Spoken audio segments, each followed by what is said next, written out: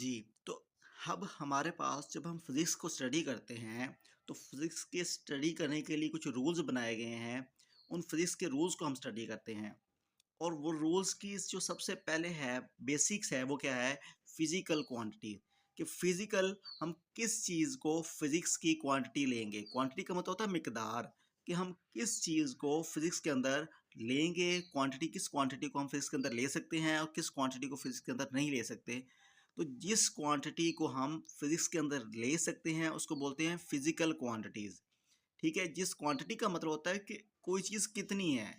जैसा कि कोई चीज़ लेंथ लंबी कितनी है, मोटी कितनी है, ठीक है? उसके अलावा बड़ी कितनी है, ठीक है? और किस तेज़ी से जा रही है, कितनी देर में जा रही है। तो जिस चीज़ के साथ भी हम क्वांटिटी वो चीज़ होती है जिस चीज़ के साथ हम ये यूज़ कर सकें वो कितनी है, हाउ मच समथिंग इज़।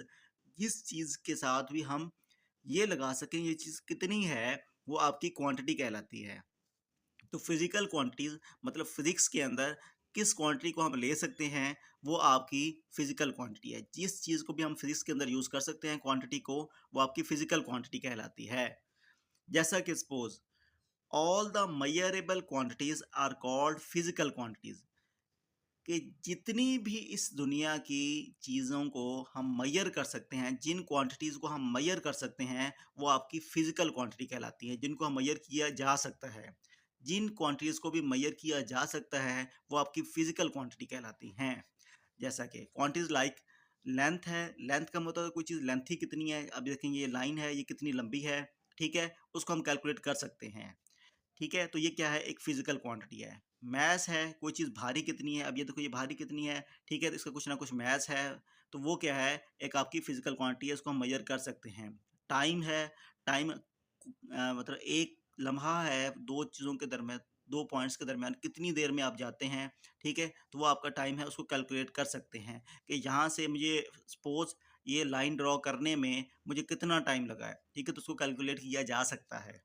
आगे डेंसिटी है, डेंसिटी भी कैलकुलेट कर सकते हैं, टेम्परेचर भी कैलकुलेट कर सकते हैं कि टेम्परेचर हमारे पास क्या होता है कि आज कितना गर्म है, कितना सर्द है, ये सारी चीज़ें हम कैलकुलेट कर सकते हैं, ठीक है?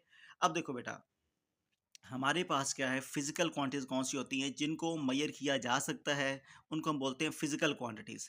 अच्छा, और नॉन मेज़रेबल क्वांटिटीज़ जिस तरह के अब हमारे पास क्या है, नॉन जिसको हम फिज़िक्स के अंदर नहीं लेते, वो कौन-सी हैं फीलिंग्स हैं। आपकी फीलिंग्स है कि आपको मतलब गुस्सा आ रहा है, ठीक है? आपको मतलब कि शर्म आ रही है, आपको ज़्यादा प्यार आ रहा है, तो ये सारी चीज़ें हैं नॉन मेज़रेबल हैं, ठीक है? जिनको हम मेज़र नहीं कर सकते, हम इनको हम फिज़िक्स के अंदर नहीं लेंगे, ठीक है? शैडो है, हाउ ब्राइट और लाइट मतलब कोई चीज़ कितनी गहरी है, ठीक है, मतलब उसका कितना गहराई में है और या कितनी मतलब गहरा है या फिर वो कितना लाइट है, ठीक है? तो इन चीज़ों को हम फिज़िक्स के अंदर नहीं लेते।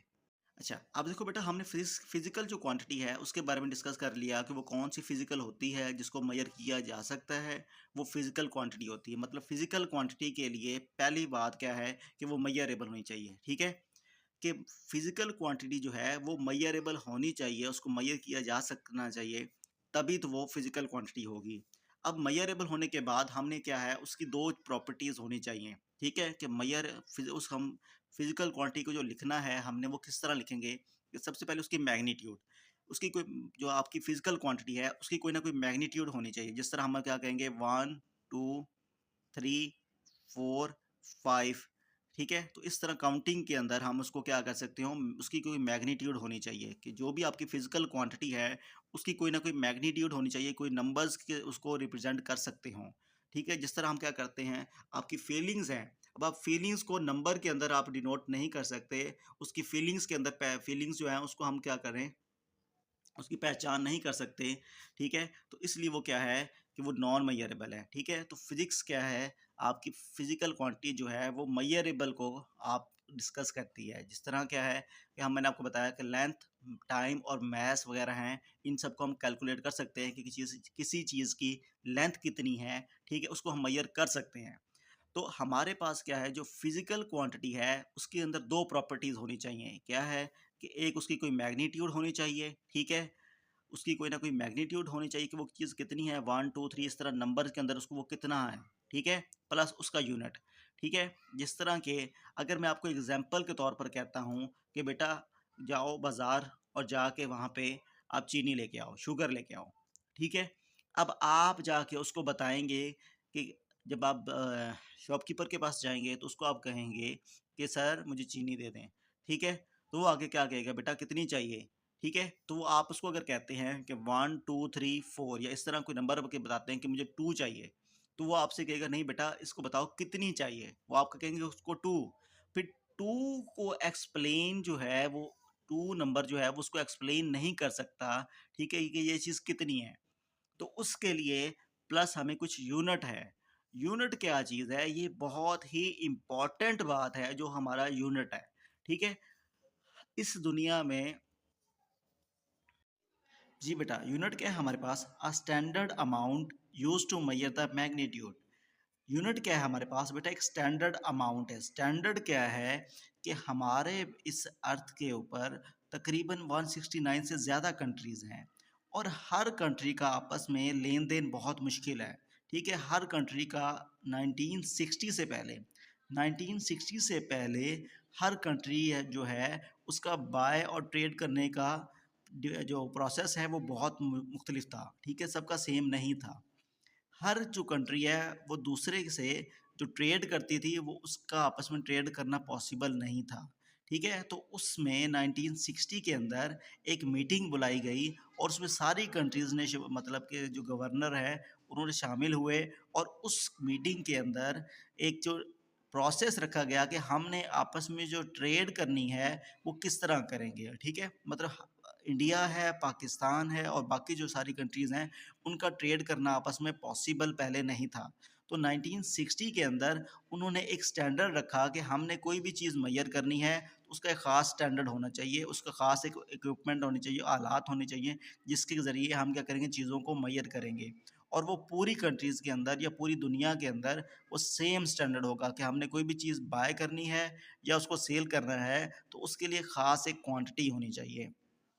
तो बेटा देखो, उसमें क्या है हमने इसका अगर हम यूनिट को सिंपल अल्फाज में लें, इट इज़ अ क्वांटिटी, ये वो क्वांटिटी है यूज्ड इन ऑल कंट्रीज, जो जितनी भी इस दुनिया में कंट्रीज हैं टू मेजर और ट्रेड, उनके आपस में ट्रेड करने के लिए एक ख़ास क्वांटिटी रख दी गई है, उसको बोलते हैं वो यूनिट है, ठीक है? इसके लिए मैं आपको ये टेबल दिया हुआ है, ये इस टेबल को एक्सप्लेन करता हूँ। इसमें क्या है, ये वो 7 कंट्रीज़ हैं, ये 7 वो क्वांटिटीज़ हैं जिनको हम आपस में लेन-देन करने के लिए यूज़ करते हैं, ठीक है? सबसे पहले है लेंथ। लेंथ क्या होती है? कोई चीज़ लंबी कितनी है? मतलब ये हमारे पास क्या है, ये एक स्केल है। तो इस स्केल की लेंथ कितनी है, कितनी इसकी लंबाई है, उसको कैलकुलेट करने के लिए या 2 पॉइंट्स हैं उनके दरमियान अगर कैलकुलेशन करनी है कि वो कितनी दूर हैं, तो उसको बोलते हैं लेंथ। 2 पॉइंट्स के दरमियान फासले को हम लेंथ बोलते हैं। तो लेंथ के लिए हमने इस पूरी दुनिया के अंदर, इस पूरी अर्थ के ऊपर हम सेम ही यूज़ करते हैं, वो क्वांटिटी वो क्या है, मीटर। मतलब कि हम एक डिसाइड कर लिया गया है कि 1 मीटर कितना होता है और उसी के हिसाब से सब कुछ आपस में दूसरे में एक हर कंट्री जो है वो दूसरी के साथ लेन-देन करेगी, ठीक है? और उसके बाद क्या है मैस। मैस जो है वो क्या होता है किलोग्राम के अंदर, ठीक है? लेंथ हम किसके अंदर करते हैं, मीटर के अंदर। मतलब कभी भी अगर आपको फिज़िक्स के अंदर लेंथ का ऑप्शन दिया जाए कि आप ये लेंथ इतनी है, तो उसको हम किसके अंदर मेज़र करेंगे, मीटर के अंदर, ठीक है? हमारी जो लेंथ है उसको हम मीटर्स के अंदर हम मेज़र करेंगे। उसके बाद मैस है, जब भी आपके पास मैस की बात आए, मैस का मतलब तो कोई चीज़ भारी कितनी है, ठीक है? तो उस भारी को कैलकुलेट करने के लिए उसको हम लफ़्ज़ यूज़ करते हैं मैस। मैस का मतलब होता है भारी चीज़।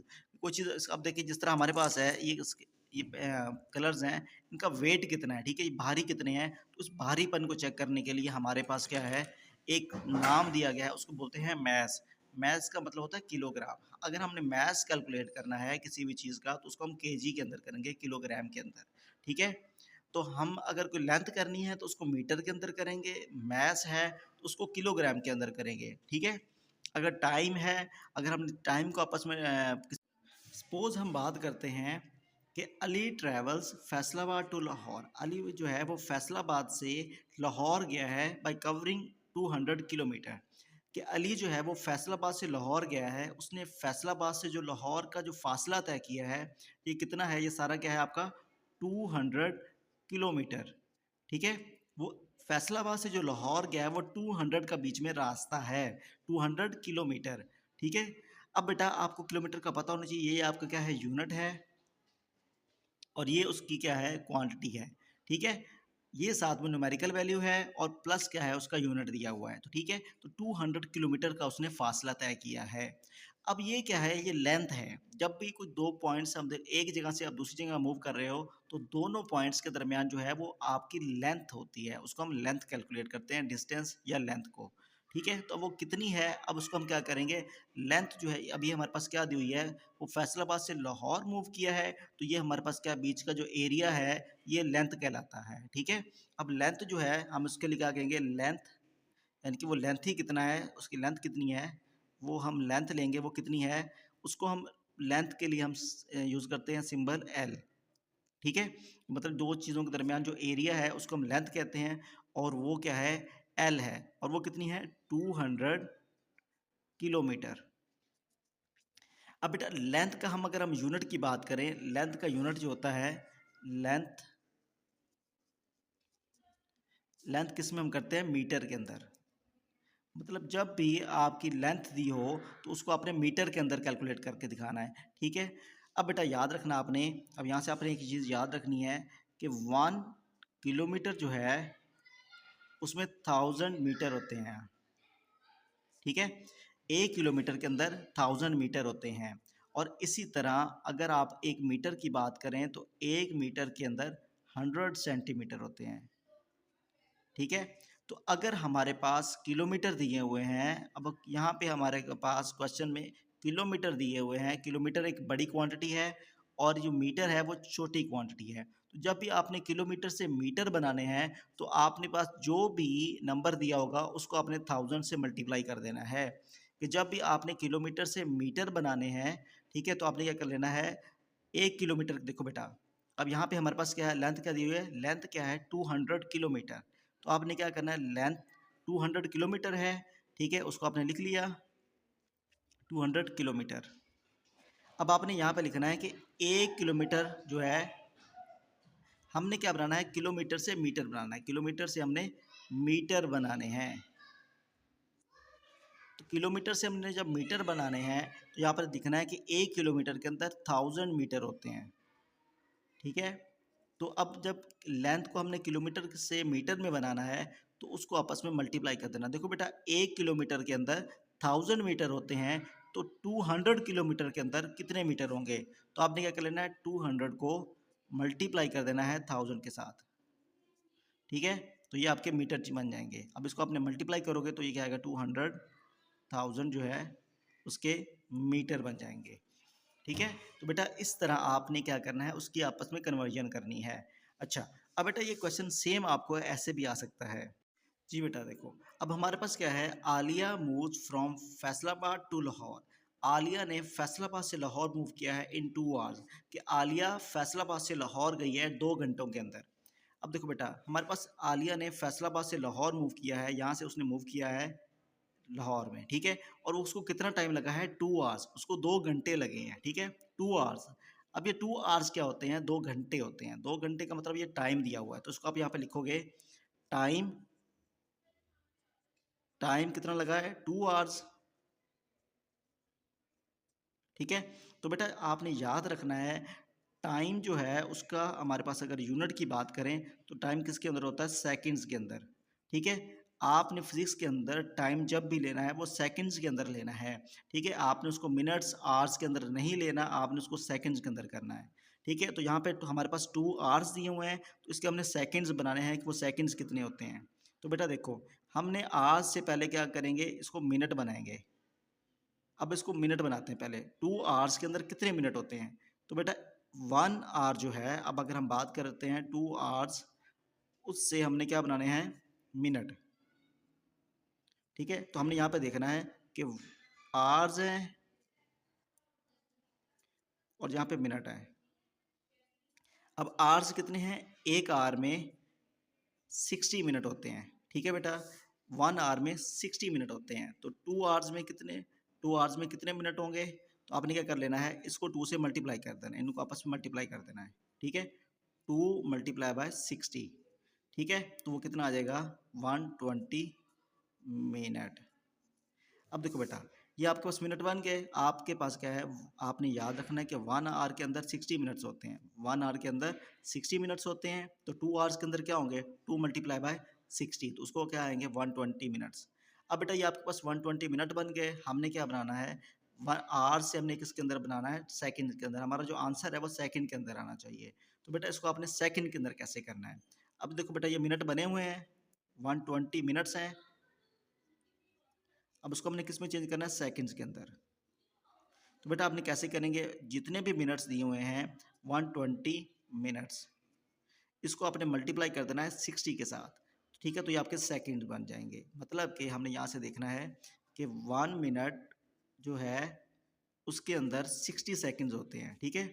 अब 1 मिनट जो है उसके अंदर 60 सेकंड्स होते हैं, तो 120 मिनट्स के अंदर कितने सेकंड होंगे, हम 120 को मल्टीप्लाई कर देंगे 60 के साथ, ठीक है। तो ये आपके पास टोटल सेकंड्स बन जाएंगे। तो बेटा आप इसको आप मल्टीप्लाई करेंगे तो हमारा आंसर आ जाएगा। तो बेटा अगर हम इसको मल्टीप्लाई करते हैं तो हमारा आता है 7200 सेकंड, ठीक है। तो ये हमारे पास क्या है, टाइम है।